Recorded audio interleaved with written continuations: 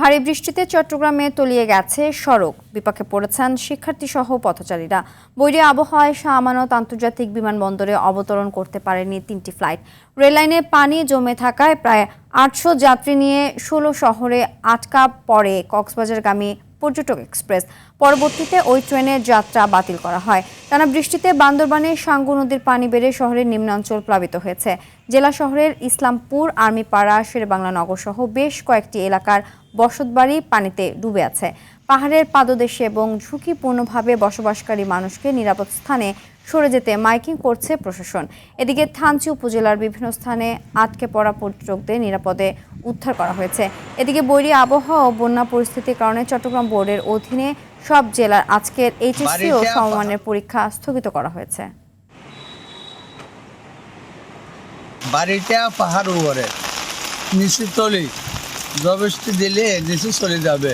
আর ঝুঁকিপূর্ণ গাড়া হরা যায় ঘুরা গাড়া ফুয়াশালা বাদে ইন্দ্রিয় বাঙের এখন আর সমস্যা হবো এদিকে আর হরা যায়। এখানে যারা ঝুঁকিতে আছে, ঝুঁকিপূর্ণ জায়গায় বসবাস করছে, তাদেরকে আমরা নিরাপদ স্থানে চলে যেতে বলছি। আমরা এখন আসলে সচেতনমূলকভাবে মাইকিং করছি। বৈরী আবহাওয়ার বিষয়ে জানাতে কক্সবাজার থেকে সরাসরি যোগ দিচ্ছেন সহকর্মী সাইফুর রহিম শাহিন। শাহিন, বৃষ্টিতে কক্সবাজারে কি পরিস্থিতি জানাবেন?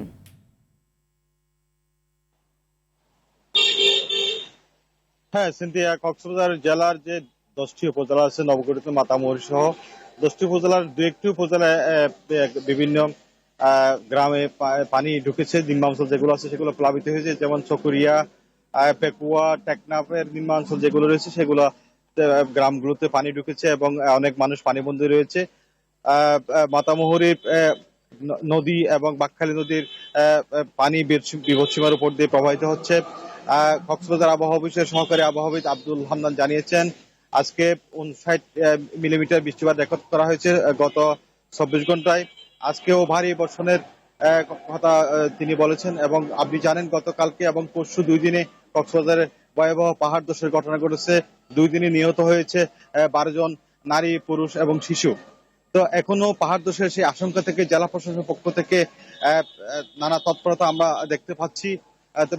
পাহাড়ের পাদদেশে যে ঝুঁকিপূর্ণ বসতি রয়েছে তাদেরকে সরানোর জন্য জেলা প্রশাসনের পক্ষ থেকে পদক্ষেপ নেওয়া হয়েছে এবং সম্ভাব্য দুর্যোগ মোকাবেলায় একটা কন্ট্রোল রুম জেলা প্রশাসনের পক্ষ থেকে খোলা হয়েছে এবং বিভিন্ন উপজেলা নির্বাহী কর্মকর্তাদেরকে জেলা প্রশাসনের পক্ষ থেকে নির্দেশ দেওয়া হয়েছে যাতে শুকনো খাবার দুর্গতদের মধ্যে বিতরণ করা হয় এবং যে কোনো বিপদ হলে জেলা প্রশাসনের মাধ্যমে বন্যার্থদের আশ্রয় কেন্দ্রে ঠাঁই দেওয়া হয়, সেই লক্ষ্যে তারা তদারকি করছেন। তো সিনথিয়া, কক্সবাজারে এই হচ্ছে বন্যার সর্বশেষ তথ্য। পরবর্তীতে কোনো ভারী বর্ষণের দুর্ঘটনাজনিত কিছু হলে আমরা সাথে সাথে জানাতে থাকবো। ধন্যবাদ। সিনথিয়া।